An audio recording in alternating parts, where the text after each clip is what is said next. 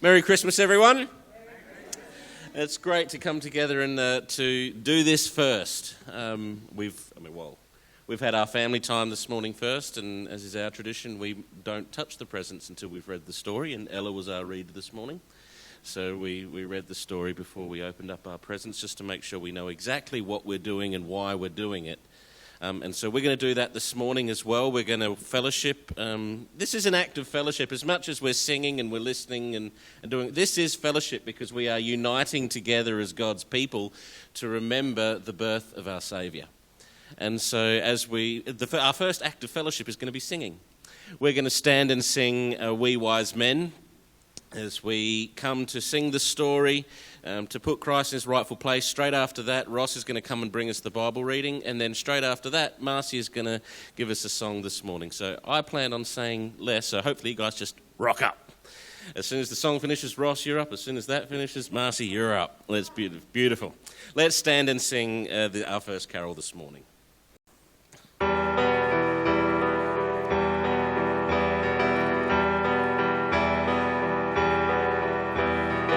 We wise men of Orient are, bearing gifts we traverse so far, field and fountain, moor and mountain, following your star. The King on Bethlehem's plain, gold I bring to crown him again, King forever. Seas and never over our soul to reign. Oh, star of wonder, star of night, star with royal beauty bright, westward leading, still proceeding, guide us to thy perfect light. Frankincense to offer her by, incense owes the deity nigh, prayer and praise in all men raise, we worship in God on high.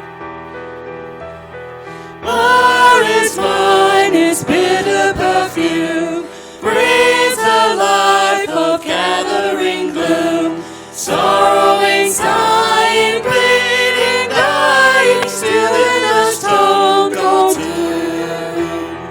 Oh, star of wonder, star of night, star with royal beauty bright, westward leading, still proceeding, guide us to thy perfect light. Glorious now, behold him arise, King and God and sacrifice. Hallelujah, hallelujah, as the earth is Christ. Oh, star of wonder, star of night, star with royal beauty bright, westward leading, still proceeding, guide us to thy perfect light. Thanks, Ross.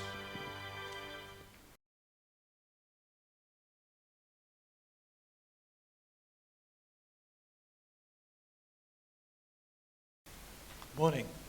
Reading from Matthew 2, verses 13 to 23 in the NIV. When they had gone, an angel of the Lord appeared to Joseph in a dream. "Get up," he said, "and take the child, his mother, and escape to Egypt. Stay there till I tell you, for Herod is going to search for the child to kill him." So he got up, took the child and his mother during the night and left for Egypt, where he stayed till the death of Herod. And so was fulfilled what the Lord had said through the prophet, "Out of Egypt I called my son." When Herod realised that he had been outwitted by the Magi, he was furious and gave orders to kill all the boys in Bethlehem in the vicinity that were 2 years old and under, in accordance with the time he had learnt from the Magi. Then that was what the prophet Jeremiah had fulfilled. A voice is heard in Ramah weeping and in great mourning, Rachel weeping for her children and refusing to be comforted because they are no more. After Herod died, an angel of the Lord appeared in a dream to Joseph in Egypt and said, "Get up, take the child and his mother and go to the land of Israel, for those who were trying to take the child's life are dead." So he got up, took the child and his mother and went to the land of Israel. But when he heard that Archelaus was reigning in Judea in place of his father Herod, he was afraid to go there. Having been warned in a dream, he withdrew to the district of Galilee, and he went and lived in a town called Nazareth. So was fulfilled that was said through the prophets, "He will be a Nazarene." This morning I'm going to sing a song called "The Gift." Thanks, Jeff.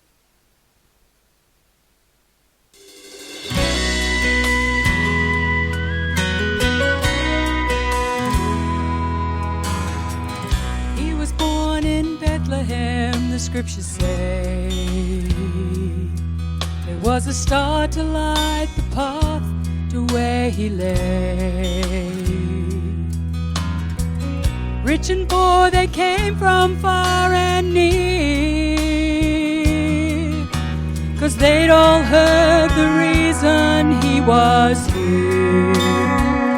He was the Son God sent to one and all, put on this earth to hang there on that cross, born to die so we might live. He had the birthday, we got the gift.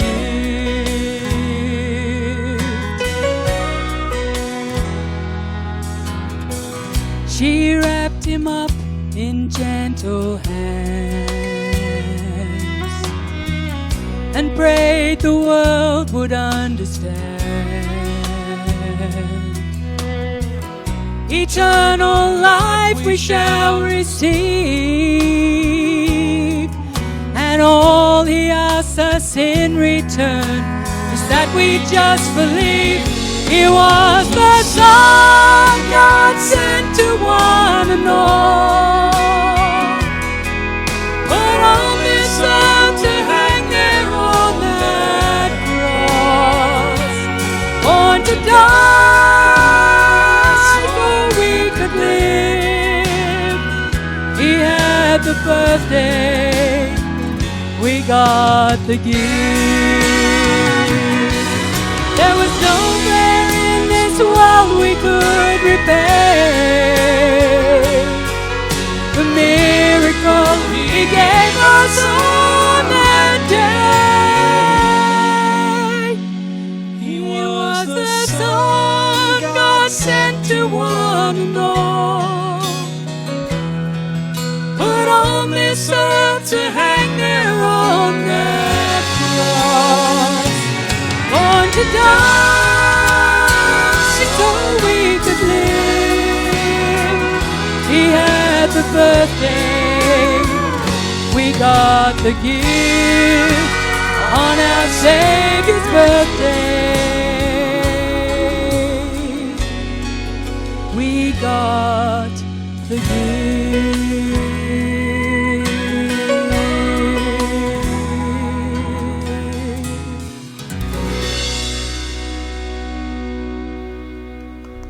Thanks, Mars.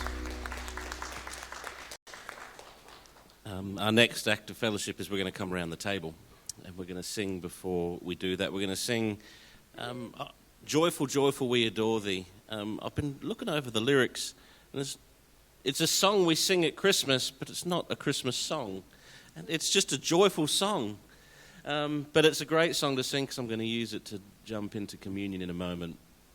It looks Christmassy with the wrapping and the bells and the stuff up there, doesn't it? You could almost wrap anything up in that and it looks Christmassy. But let's stand and sing, Joyful, Joyful, We Adore Thee, and as we come to remember Christ around the table. 1, 2, 3, 4.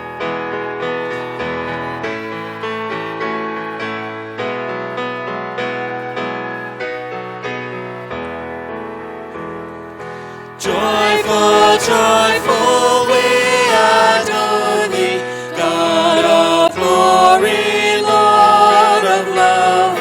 Hearts unfold like flowers before Thee, opening to the sun above.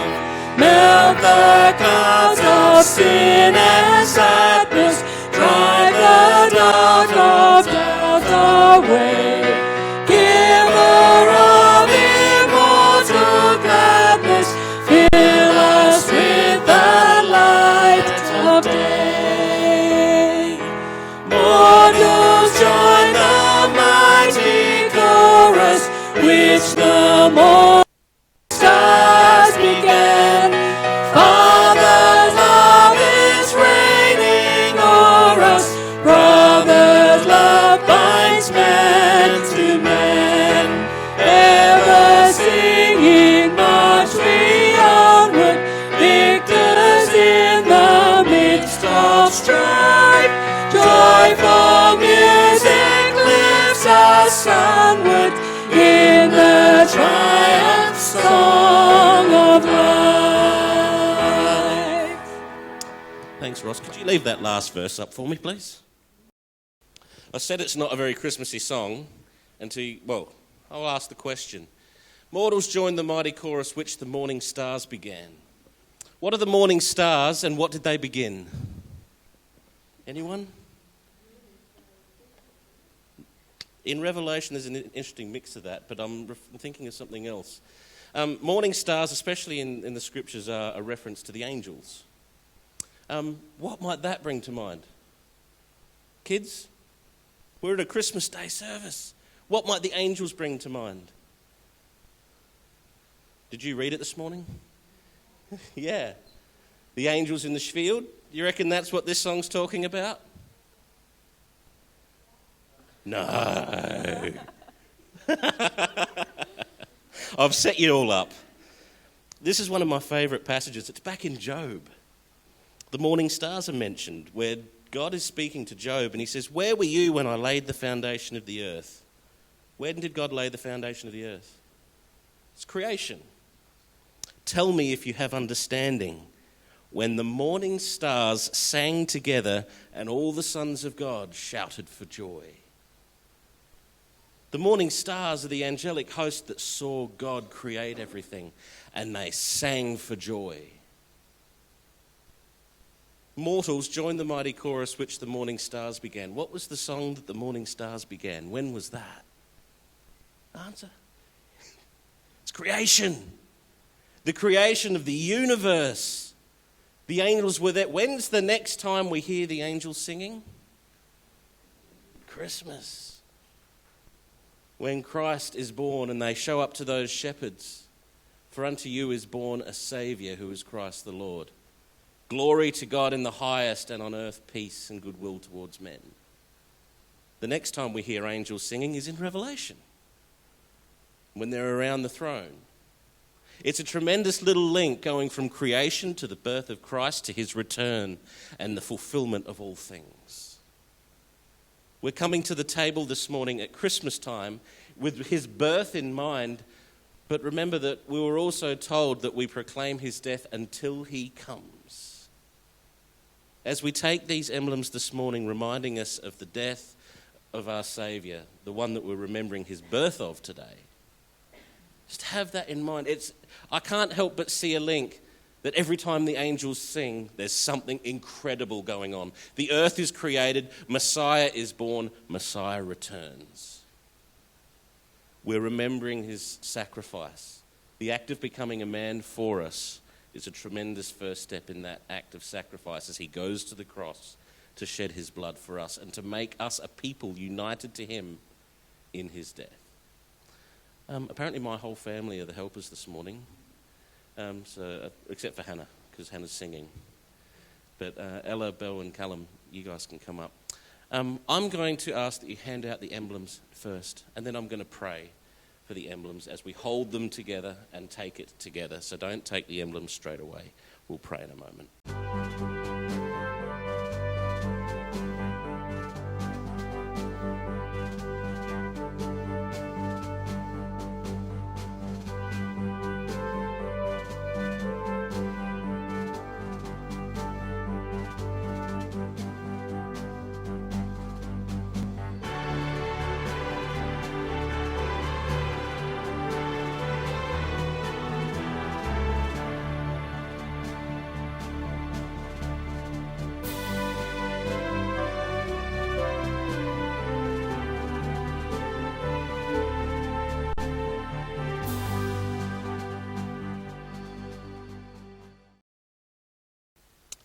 Our Father, we thank you for the love with which you've loved us.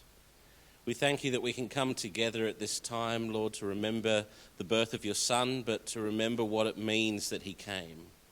It wasn't just a simple thing that all of a sudden there was a baby born in a busy town, in a busy house, so he had to sleep in the feeding trough.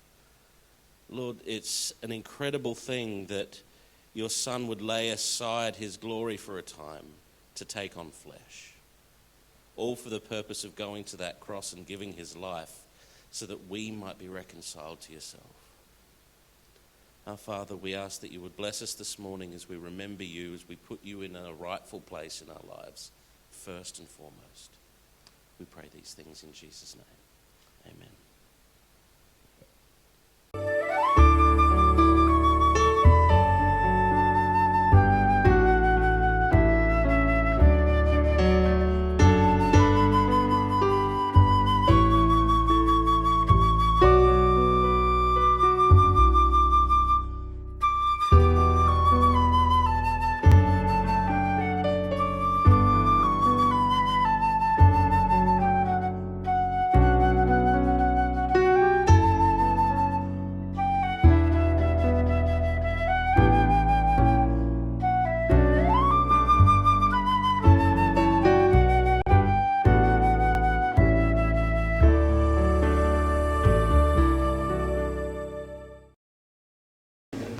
Okay, we're going to, of course, remember Christ's Christmas Day.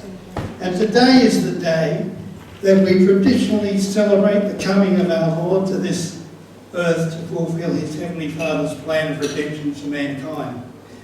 And no doubt many of us will shortly be meeting up with family and friends, if we haven't already, to celebrate the occasion for the rest of the day.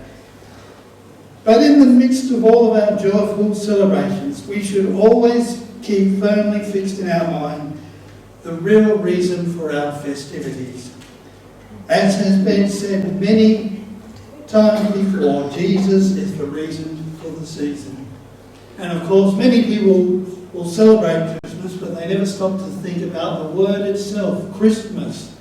Christ must. And isn't it tragedy that so many today will go through Christmas Day and they'll say Merry Christmas and they'll skip over Christmas. It's all about Christ. So with that in mind, I want us to think for just a few moments about some of the names of our Lord given in that incredible prophecy found in Isaiah chapter 9 and verse 6, written more than 700 years before Christ would be born. It's a wonderful verse, tremendous verse. And it says, it's up on the screen, "For unto us a child is born, unto us a son is given, and the government will be upon his shoulder, and his name will be called Wonderful Counselor, Mighty God, Everlasting Father, Prince of Peace." So I want to just briefly look at some of the names of Jesus, because this is who it's actually referring to in Isaiah 9:6, looking 700 years in advance. This is the Messiah, the one who would come. And look at the names there that are given to the Lord Jesus. We know that because obviously he's fulfilled the prophecies of the Old Testament. We can look back now and say, yes, this was Jesus, the one who is mentioned here in Isaiah 9:6. So I want to just focus on these names now. Look firstly at Jesus' first name is Wonderful. Wonderful. So Jesus' birth was full of wonder. Mary wondered at what the angel said. The people wondered at what the shepherds said. And the king wondered at what the wise men said. It was something to wonder at. God was made manifest in the flesh. Not only that, Jesus' life was wonderful. He mingled with sinners, yet was sinless. He associated with publicans and sinners, but never partook of their sins. His enemies could find not one flaw in his character. He was without reproach or without sin. He did many wonders.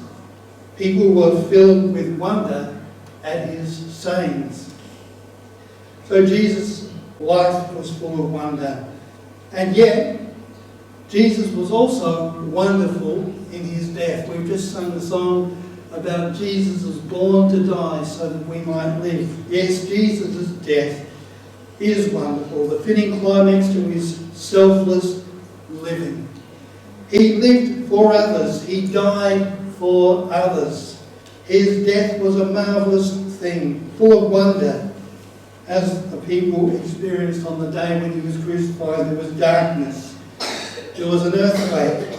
They saw the veil of the temple torn and witnessed the Lamb of God take on their sin.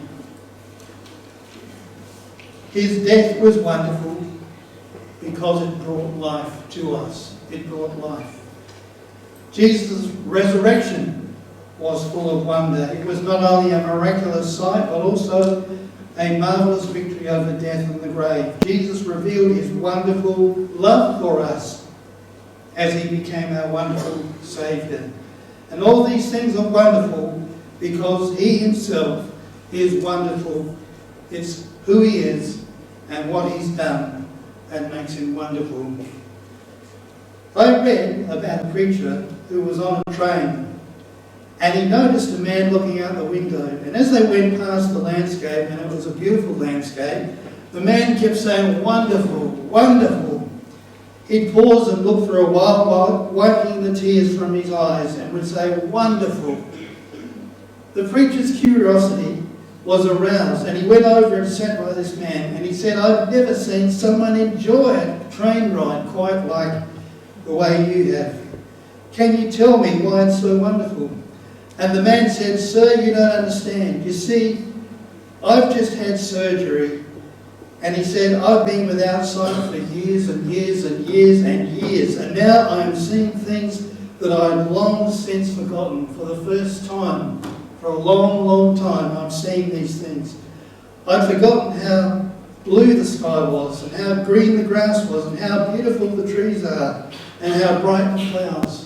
It was all coming back in that wonderful moment." And he said, "It's wonderful, it's wonderful." I pray God today that he'll open our blinded eyes and just for a moment, just to see how wonderful the Lord Jesus is today on this Christmas day. How wonderful he is. First name then is wonderful. The second name in Isaiah 9:6 is the word counselor. Jesus is counselor. And when we hear the word counselor today, we might be tempted to think of a modern day counsellor, a shrink, a psychologist or someone like that. But a counsellor in the Bible has to do with leading and guiding. Now it's true that some counsellors today attempt to do this very thing. They try and lead people in the right direction, but often we have a certain picture in our minds of a doctor sitting in a chair, our client sitting down or lying down on the sofa, spilling his feelings out, while the counsellor does nothing more than write down what the person says and then says things like, as the person spills out his feelings. So what is the Bible definition of a counsellor? This is the person who will counsel by telling us about God and about life. And when we think about Jesus, we remember that he came to tell us about God and about life. In fact, he was God. So everything that we see in the Lord Jesus Christ tells us about God. He was a living example, someone who was counselling us about who God is and what God is like, because he himself was God. He counsels us in the ways of God. Jesus is perfect in knowledge and wisdom, and he will impart that wisdom to all who ask, to all those who seek him with all of their heart. Jesus today is our counsellor. We can come to him as our counsellor. You know, the best counsellor in the world, the greatest counsellor in the world is the Lord Jesus Christ. So I really pray today that we will remember that Jesus is our counsellor to go to. 12 years ago, in 2010, a British treasure hunter discovered a huge stash of Roman coins buried in a field in southwest England. And using a metal detector, this person named Dave Crisp located a large pot holding 52,000 coins. And these ancient silver and bronze coins dated from the 3rd century AD. They weighed more than 350 pounds, were actually valued, at least at the time, of over $5 million, those 52,000 Roman coins. So while Crisp's treasure may cause us to dream about somehow finding similar riches, we who are Christians should be on a different kind of treasure hunt other than material riches. We should be. Because it says in Colossians 2:3 that our quest should be to gather the precious gems of insight found in Christ. And Colossians 2:3 says, in whom are hidden all the treasures of wisdom and knowledge. So Jesus is like a precious, precious diamond, like a precious jewel that we seek after. Very precious. It's a treasure. He's a treasure for us today. Someone in whom is hidden all the treasures of wisdom and knowledge. So we can find the answers to life's ultimate questions in Jesus Christ. The tragedy is on this Christmas Day, people are searching for answers in their heart. And they're looking everywhere.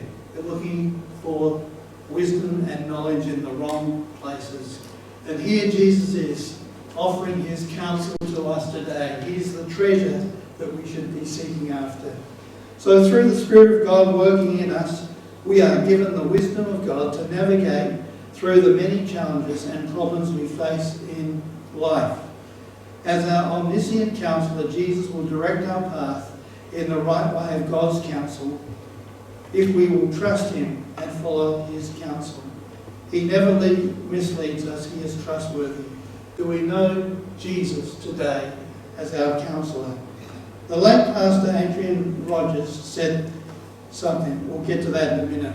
We get to the third name for Jesus, and it's mentioned there in Isaiah 9:6. So he's wonderful, he's counsellor, and he's mighty God. That's the third name. He's the mighty God.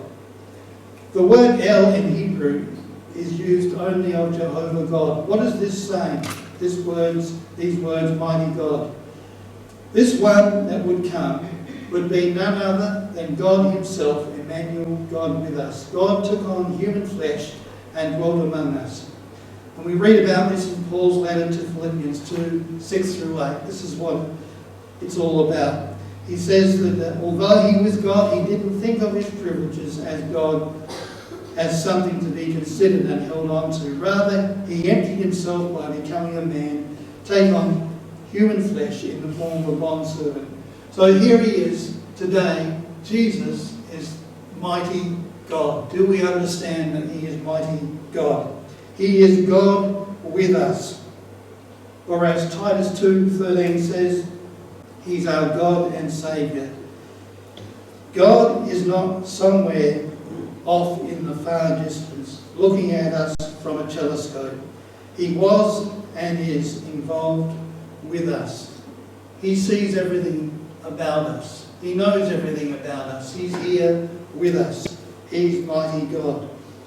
And when we think about it, Mary knew that her God was a mighty God. As the Son of this mighty God was in her womb, she proclaimed his might and worshipped him. Mary realised that he who was mighty was doing mighty things even within her womb.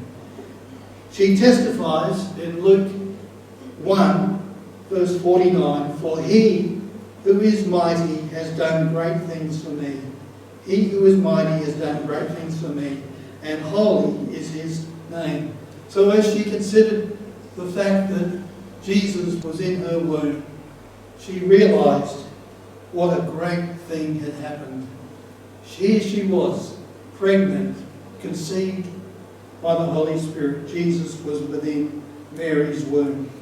So we do well today to bow the knee to Jesus, the mighty God, who came to earth seeking to save those who are lost. Have we bowed the knee today to Jesus? The late Pastor Adrian Rogers said, "This little baby that was upon the straw is the mighty God of Genesis 1. The little baby who held Mary's hand as a toddler and learned to walk is the one from whose fingertips suns sprang and oceans dripped. He is the mighty God. This little boy playing with the shavings in Joseph's carpenter shop is the one who made every tree and every hill and every mountain. He is the mighty God." We have some people today who'd like to take the deity from the Lord Jesus. I wonder what they're going to do with Isaiah 9:6, where he is called the mighty God. So we come today to worship the mighty God, the Lord Jesus.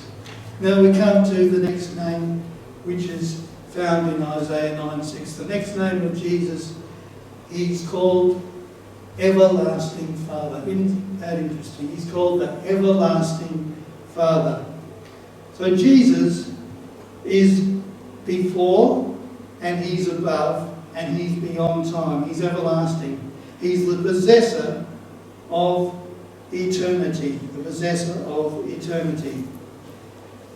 So this is not a statement about the Trinity, but about the character of our Lord. All that a good father is, Jesus is to his people. Because he is like a father, he cares for his people. He never leaves us or forsakes us.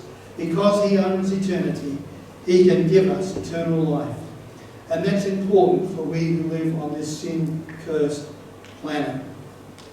None of us in this life is going to live forever. We're going to die one day. Unless the Lord Jesus comes back, we're going to physically die. Sooner or later, we're going to find our own place in the graveyard unless Jesus comes in our lifetime. We're here today and gone tomorrow. But Jesus was more than just a human being. He is an everlasting Father who never actually will die. He came obviously to earth to die on the cross for our sins, but he lives forever. He's from eternity past to eternity future. He's there as an eternal Father. Now some of us may have come from pretty messed up homes. I recently read about one home where the father's mood could change dramatically from one moment to the next, depending on the circumstances. When he was in a happy frame of mind, he allowed his children to get away with anything short of complete mayhem. When he was in a foul mood, the slightest provocation could ignite a severe reaction from him. His children learned to take a quick look at Dad when he walked in the door. Then they made themselves scarce or greeted him enthusiastically, depending on what they saw. Even the dog in this home seem to notice the difference in behaviour. Sometimes the dad being in a good behaviour frame of mind, other times in a bad frame of mind. But you know, our Lord Jesus is never like that. He doesn't have mood swings. He's consistent in his behaviour.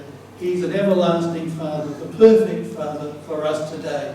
So if we happen to have come from a broken home or a broken family, I want you to realise today that the Lord Jesus Christ is our everlasting Father who is perfect, consistent, always perfect in the way he deals with us. To all his adopted children, to those who believe on his name, Jesus is an everlasting Father who will never, ever, ever let us down. He's perfect in his approach to us. So come to him today as Jesus, the everlasting Father. And then one final name for Jesus mentioned in Isaiah 9:6 is this. He's the Prince of Peace. So while peace is our greatest hope, for many it's an elusive dream. Today, many people are seeking peace in their lives. But where are we going to find real peace? It's in the Lord Jesus Christ, of course. We watch the news and all we see in our news telecast is how desperate this world is, seeking for peace all the time. We have wars and rumours of wars, terror threats, bombings, coups, uprisings, genocide. We have disharmony in our government, violence on our streets and in our schools, conflicts in our homes, and anxiety and stress in our lives. The world tries to find peace, but miserably fails. Why? Because the only peace that the world can offer is a cessation of war, which we have seen time and time again fail.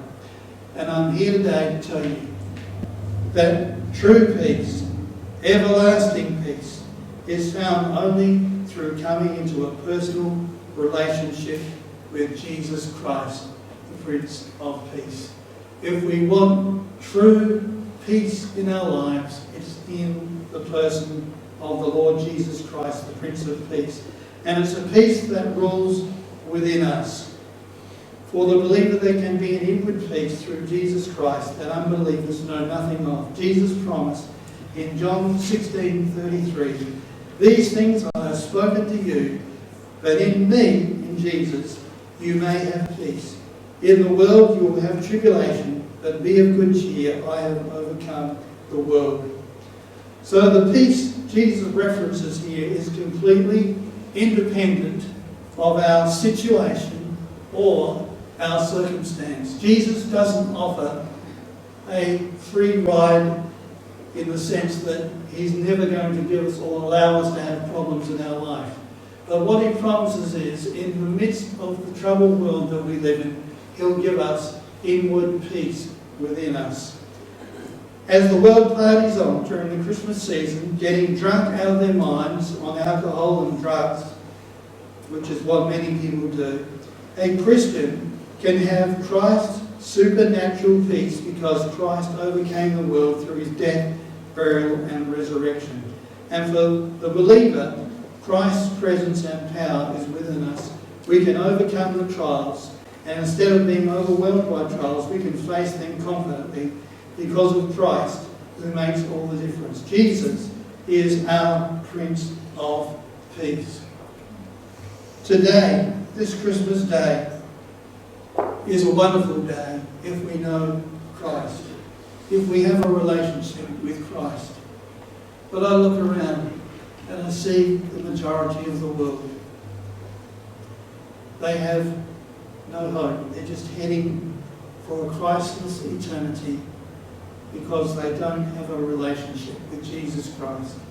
So this is the tragedy of our society, that on Christmas Day, the day when we celebrate Christ coming to this earth, the vast majority of people do not know why we celebrate Christmas Day.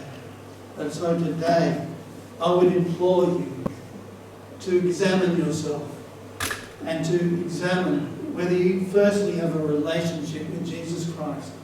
And if you do have that relationship with Jesus Christ, rejoice in it. Be glad in it. Jesus has come and He's died in our place on the cross for our sins. Remember the song we just sang?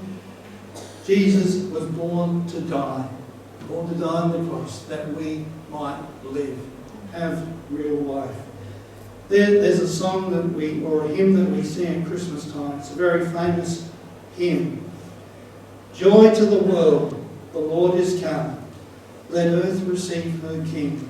Let every heart prepare Him room, and heaven and nature sing, and heaven and nature sing, and heaven and nature sing. Are we singing today about the coming of the Lord Jesus Christ, the one who is wonderful, the one who is Counselor, the mighty God, everlasting Father, the Prince of Peace? He's come. He's offered Himself. He's done everything He can. He's come to this earth to die in our place on the cross.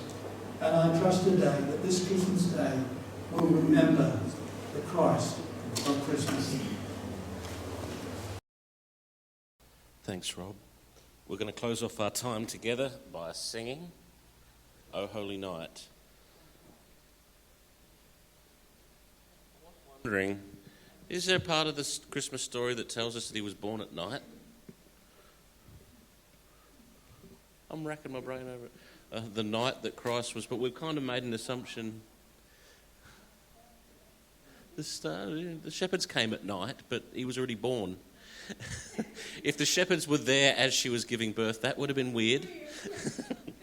Because, nothing else about the story was weird. Yeah. No, Ella was born during the day. Yeah. It's just interesting, the assumptions that we make and we buy into, and we all picture Mary giving birth at night. But there's nothing in the story about what time of day it was when she gave birth. But anyway, nice little aside. Let's stand and sing O Holy Night as we remember Christ and separate our ways today, remembering exactly why we're celebrating.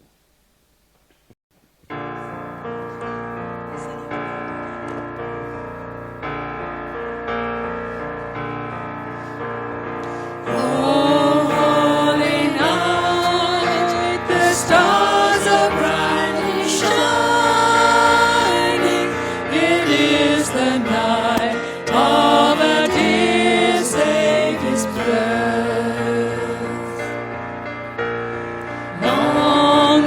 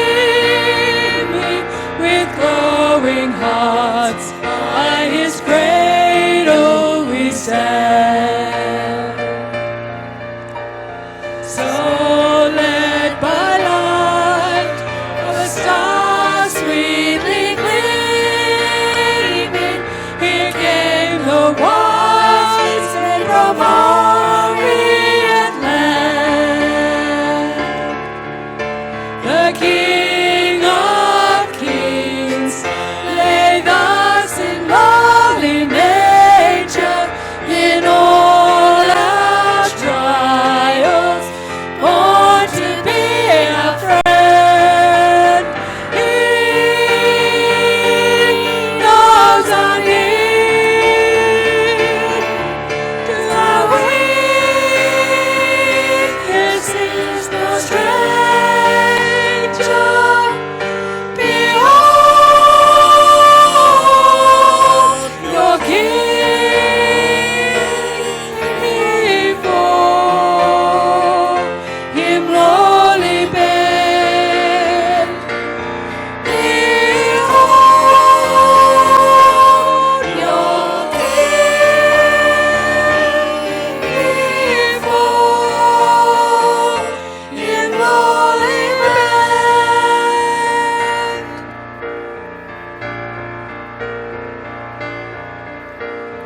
Truly taught us to love one another.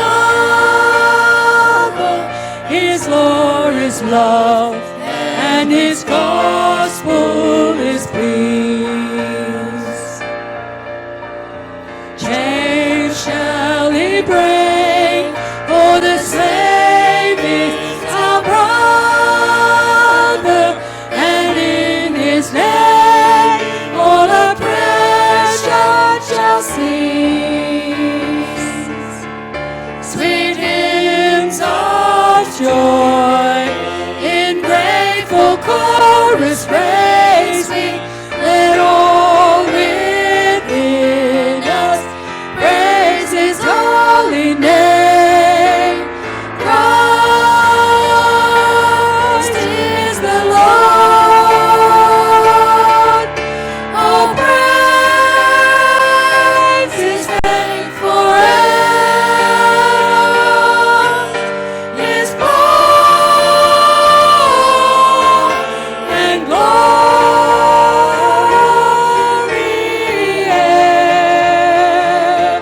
evermore proclaim. His power and glory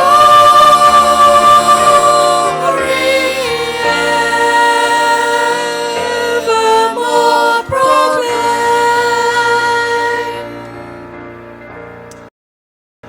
Well, thank you so much for being with us this morning.